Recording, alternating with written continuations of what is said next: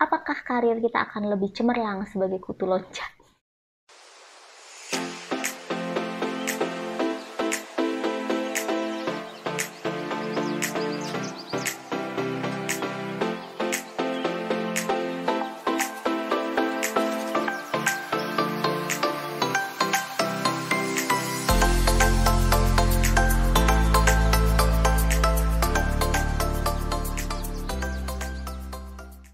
Sebelum lanjut ke video part 2, jangan lupa subscribe itu gratis untuk channel ini untuk tetap berkembang, tetap bisa sharing-sharing biar aku semangat bikin video-videonya. Oke, lanjut.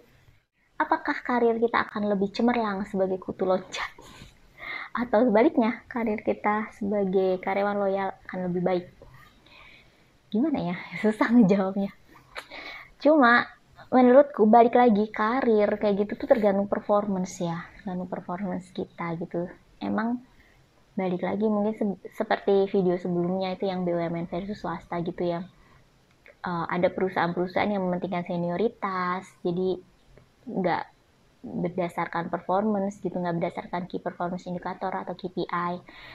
Jadi umpamanya ada A, ada B gitu, yang A KPI-nya lebih bagus dari B, tapi B ini tuh lebih berumur, lebih tua daripada A gitu. Ada beberapa perusahaan yang menaikkan karir B dulu gitu berdasarkan senioritas, padahal KPI-nya lebih bagus si A gitu. Ada perusahaan yang benar-benar menentukannya itu berdasarkan performance gitu. Jadi mungkin kutu loncat atau loyal itu nggak terlalu signifikan yang ngaruhnya. Balik lagi tadi berdasarkan performa kita gitu. Cuma kalau kita sebagai kutu loncat performance kita bagus gitu, untuk naik karir itu tuh lebih bagus gitu, lebih banyak terbuka lebar. Umpamanya kita berhasil menyelesaikan projectnya itu bagus banget, impactnya buat perusahaan gitu. Jadi CV kita bagus gitu. Kalau performance kita bagus, kita pinter taruh bikin CV yang bagus kayak gitu ya, achievement kita banyak gitu. Jadi mungkin akan lebih mempermudah karir kita nih sebagai kutu loncat gitu. Jadi banyak kan kalau di perusahaan swasta itu bukan hal yang tabu lagi ya kalau kita bagus terus kita taruh CV kita update di Jobstreet atau di LinkedIn gitu kan, banyak perusahaan-perusahaan yang bisa nge-hire kita, nge-hijack kita gitu kan. Ya gitu. Jadi karir kita makin bagus, makin melesat gitu. Kalau di perusahaan, kalau kita loyal, kalau kita beruntung dapat perusahaannya yang tadi mementingkan senioritas, mementingkan umur, kita mungkin karir kita juga oke gitu ya. Jadi makin bertambah umur, kita makin naik kayak gitu. Cuma kalau perusahaannya yang mementingkan performance dan kita nggak perform gitu, meskipun kita loyal di suatu perusahaan, ya kita akan stagnan di situ gitu. Gitulah. Jadi kalau kalau kayak teman-teman yang biasanya memulai jenjang karir sebagai MT, manajemen trainee atau ODP yang udah pasti punya jenjang karir kayak gitu tuh, biasanya kalau loyal di perusahaan dia pasti akan naik gitu, karirnya tuh akan menanjak, seperti itu sih biasanya berdasarkan yang aku tahu. Jadi plus minusnya sih seperti itu. Makanya starting di perusahaan pertama nih, kita mulainya di industri apa itu juga ngaruh juga teman-teman. Jadi kalau kayak kita mau jadi kutu loncat terus kita starting pertama karir kita tuh di perusahaan yang industrinya tuh gede, contohnya apa ya, FMCG itu kan gede industrinya dan perusahaannya kan banyak gitu kan, gampang banget sih pindah-pindah gitu. Karyawan FMCG yang aku tahu, fast moving consumer good ya istilahnya ya, itu tuh produk-produk makanan, minuman gitu kan, ataupun yang dipakai sehari-hari gitu kan. Biasanya kayak perusahaannya tuh Unilever, Indofood, Mayora, itu kan banyak banget ya, industrinya gede dan banyak banget PT-PT-nya, banyak banget company-company-nya. Nah itu tuh biasanya peluang untuk menjadi kutu loncat itu lebih tinggi kayak gitu dibanding apa ya, BUMN, PNS itu biasanya kan banyak yang stay loyal ya di situ ya, dibanding yang tadi industri teman-teman yang di swasta. Gitulah plus minusnya kalau dari sisi karir kita. Kemudian dari terakhir mungkin ini yang ditunggu-tunggu nih, dari gaji. Wow, gaji gimana nih? gaji, apakah karyawan loyal gaji lebih tinggi daripada teman-teman yang kita kutu loncat? Saya jadi speechless ngomongin gaji. Mungkin gini kali ya, kalau gaji itu biasanya cenderung kutu loncat itu, banyak yang ngomong bahwa kutu loncat itu gajinya akan lebih cepat naik gitu. Meskipun karir tadi belum tentu juga cepat naik ya, karena tetap karir berdasarkan performance ini. Tapi kalau gaji itu tuh udah otomatis, kalau kutu loncat itu pasti lebih cepat naik gitu kata orang-orang. Apakah aku juga mengalami hal yang sama? Seperti video sebelumnya, aku pernah juga turun 50% gaji gitu ya pas pindah ke BUMN dari swasta. Itu kan nggak naik, tapi aku mau. Jadi sebenarnya gini sih, sebenarnya kenapa kutu loncat itu terkesan punya gaji yang lebih tinggi dibanding teman-teman kita yang loyal, karena kalau di kutu loncat kita tuh punya option ya. Biasanya kan rata-rata kutu loncat itu belum pindah perusahaan atau belum sign offering sebelum dia resign gitu. Jadi prosesnya tuh dia in the midway dia kerja, dia apply ataupun kadang perusahaan ngelihat CV dia bagus kemudian hijack telepon dia, kemudian dia melakukan proses wawancara, interview dan sebagainya, dan kemudian lolos sebelum offering. Maka dia ada waktu one man notice ya, infoin ke perusahaan lama bahwa dia diterima di pekerjaan yang lebih bagus gitu, dia mau resign. Jadi dia bisa mempertimbangkan nih. Nah, biasanya kalau perusahaan baru yang offering dia itu di bawah 20%, biasanya kan kita males ya, karena kecil banget, yang mending stay di perusahaan lama gitu sih. Makanya terkesan kenapa kutu loncat itu gajinya bisa naik lebih tinggi gitu, bahkan bisa double atau beberapa kali lipat gitu kan, tergantung dari offering perusahaan yang nge-hijack dia atau perusahaan yang dia apply gitu kan. Ya pastinya nggak mau dipungkirin ya, pastinya tentunya orang yang mau pindah kerja gitu, seorang kutu loncat itu mau pindah kan pasti ada value ya, entah itu value apapun yang dia pengen kan. Kalau dia dan value itu kan kebanyakan ngomongin duit ya, soal gaji gitu, entah itu karir, entah itu gaji, atau budaya kerja yang lebih cocok dengan dia gitu kan, itu akan membuat dia pengen pindah gitu, menerima offering yang dari perusahaan baru itu gitu sih. Makanya kenapa gajinya kutu loncat itu terkesan lebih tinggi, lebih cepat naiknya gitu dibanding dengan karyawan loyal. Karena karyawan loyal itu kan rata-rata semuanya, kebanyakan itu kan kalau naik gaji, meskipun kebanyakan perusahaan tiap tahun itu ada kenaikan gaji ya, kecuali ada something umpamanya kayak kemarin pandemi gitu, mungkin banyak perusahaan yang nggak naikin gaji gitu. Cuma rata-rata setiap tahun itu ada kenaikan gaji, paling nggak minimal tuh sesuai dengan inflasi gitu. Itu, nah makanya tadi inflasi kita kan kecil, inflasi kita tuh kemarin-kemarin tuh paling cuma 3-4 gitu kan, 3%, 4% gitu kan sebelum-sebelumnya. Jadi kenaikan gaji juga sesuai dengan apa ya, standar atau aturan dari perusahaan yang kita existing gitu, yang sekarang kita bekerja di situ gitu kan. Jadi nggak terlalu gede gitu. Menurut pengalamanku juga paling besar tuh aku pernah naik gaji itu 10%. Itu pun karena performa perusahaan lagi bagus, lagi profit gitu, jadi lumayan tinggi dapat kenaikan gaji tahunannya gitu. Itu maksimal ya berdasarkan pengalamanku itu.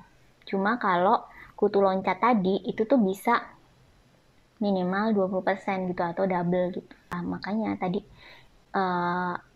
terkesan di kutu loncat itu kenaikan gajinya lebih cepat gitu dibanding teman-teman yang stay gitu, yang loyal di satu perusahaan.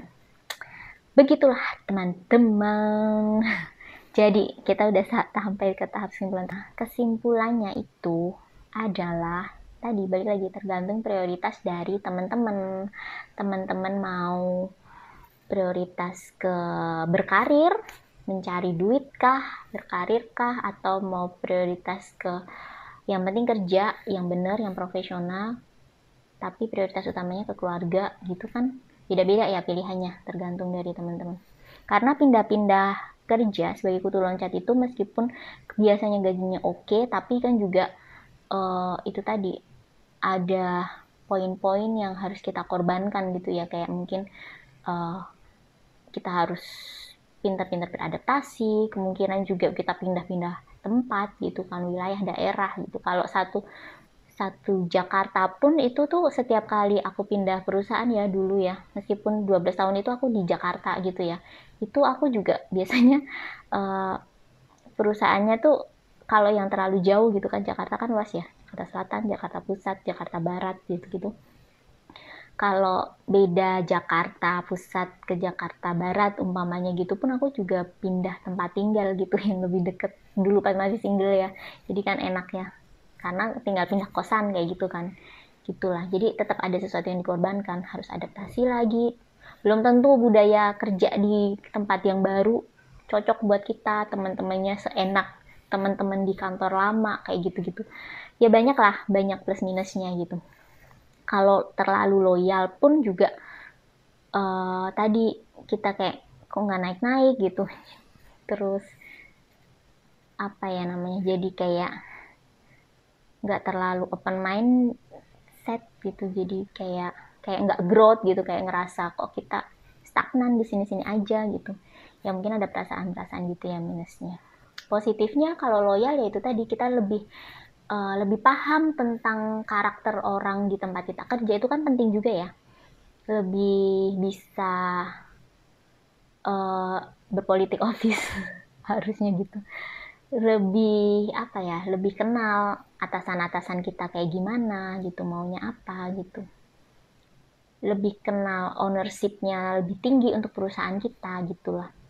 Tapi tentunya apapun pilihan kita, mau kita pilihan karir jadi kutu loncat atau mau memilih karir menjadi karyawan yang loyal, itu ya tadi tetap ada plus minusnya ya, ada baik buruknya. Silahkan teman-teman nilai sendiri, pengennya berkarir di model seperti apa, atau mau model yang mix kayak aku, awal-awal karir jadi kutu loncat, kemudian pada posisi tertentu atau pada umur tertentu mau stay aja di satu perusahaan menjadi loyal kayak gitu ya, bebas sih, tergantung. Jadi aku cuma sharing aja, mungkin gambarannya seperti itu buat teman-teman yang belum pernah merasakan. Daripada coba-coba sendiri abis waktu kan, mending dengerin aku ngoceh, dengerin aku sharing. Jadi oh ternyata kayak gini kemungkinan kalau jadi kutu loncat, itu kan lebih menghemat waktu teman-teman ya dalam memutuskan mau jadi apa, mau berkarir seperti apa, seperti itu. Tapi tetap lah ya, menurutku mau kita karir dimanapun kita harus tetap perform, melakukan yang terbaik, tetap loyal, meskipun cuma tetap loyal, maksudnya gini, meskipun jadi kutu loncat nih 1 tahun 2 tahun kerja di satu perusahaan, tapi pas kita bekerja sebagai karyawan di perusahaan tersebut kita harus tetap loyal pada perusahaan gitu. Jadi aku pun melakukan hal itu ya. Umpamanya perusahaanku jual produk A gitu, pastinya aku akan menggunakan 100% produk itu gitu. Kita nggak mau lihat-lihat merek lain kayak gitu kan ya. Aku belajar juga sih dari mentorku waktu itu. Jadi kayak misalnya itu bahkan dia ekstrim banget ya. Jadi kayak misalnya ya, let's say kita ngomongin brand ya, Aqua gitu ya. Minuman Aqua nih. Saat dia kerja di perusahaan Aqua, dia tuh selalu kemana-mana makan di restoran apa gitu, minumnya pesannya Aqua gitu, nggak mau order dari merek lain gitu. Apabila ternyata pas lagi kita makan bareng terus di situ nggak ada Aqua nih, nggak ada merek Aqua, dia melakukan itu apa namanya, dia mau minum merek lain asal labelnya tuh dicopot teman-teman. Jadi seloyal itu. Jadi itu aku belajar, wah ternyata emang kita kalau mau jadi karyawan ya, selain kita melakukan tugas-tugas kita gitu, meskipun kita bukan sales gitu, meskipun kita kerja di accounting umpamanya, atau HRD atau data analis atau IT atau apapun gitu kan, yang bukan jualan produk kita, tapi kan kita tetap bagian dari perusahaan kita ya. Tentunya mau kita kutu loncat atau kita loyal, tentunya kita harus loyal pada saat kita kerja di perusahaan tersebut gitu. Itu sih yang aku lakukan. Bahkan sekarang pun nih, kalau aku nemu perusahaan mantan perusahaan, aku juga masih suka memilihnya gitu dibanding merek kompetitor yang aku belum pernah kerja di situ. Tentunya kan aku tahu lah sedikit produk knowledge-nya ya, meskipun bukan sales ya gitu dulu kerjanya. Dan kalau ada kerabat atau teman-teman yang nanyain ini mendingan yang mana gitu, aku selalu promosikan produk-produk yang aku pernah kerja di sana kayak gitu sih. Mungkin itu sih intinya apapun sharing aku tuh jangan ditelan mentah-mentah ya, ambil baiknya buang buruknya lah, seperti itu. Oh ya, satu lagi mungkin kalau kita tuh jadi kutu loncat tuh menghindari pindah ke kompetitor ya teman-teman. Itu biasanya bisa jadi blacklist HRD gitu ya kalau kita pindah kompetitor. Meskipun aku dari 12 tahun karirku tuh aku pernah kerja di kompetitor gitu ya, tapi itu nggak langsung gitu, maksudnya resign dari perusahaan A langsung ke perusahaan kompetitor itu nggak pernah, dan aku hindari banget itu, aku jauh-jauhin. Aku tuh kerja di kompetitor setelah pindah 2-3 perusahaan gitu, baru kerja di kompetitor gitu. Jadi bukan kompetitor lagi ya, karena udah berlangsung berapa tahun gitu kan, jauh lah, udah lama banget gitu. Mungkin itu sih intinya, gitulah intinya. Aku di sini cuma sharing aja buat bantu teman-teman mungkin bisa dapat insight-insight dari cerita aku. Ya tadi, ambil baiknya, buang buruknya, dan semoga teman-teman sukses dimanapun berada, selamat berkarir, selamat meniti karir, tetap perform, tetap loyal dimanapun kalian berada, tetap tunjukkan yang terbaik, pastinya bisa mendapatkan yang terbaik. Oke lah, sukses selalu. Dan semoga video ini bermanfaat. Teman-teman bisa klik tombol subscribe ya. Di mana sih? Di sini. Klik tombol subscribe karena subscribe itu gratis. Balik lagi biar aku lebih sering sharing-sharing gitu.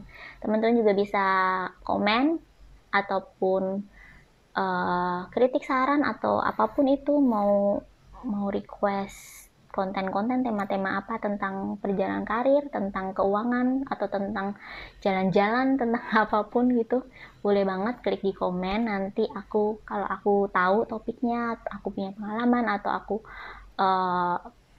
mengerti tentang hal tersebut, mungkin aku bisa sharing-sharing berdasarkan sesuai dengan apa yang pernah aku alami, mungkin gitu.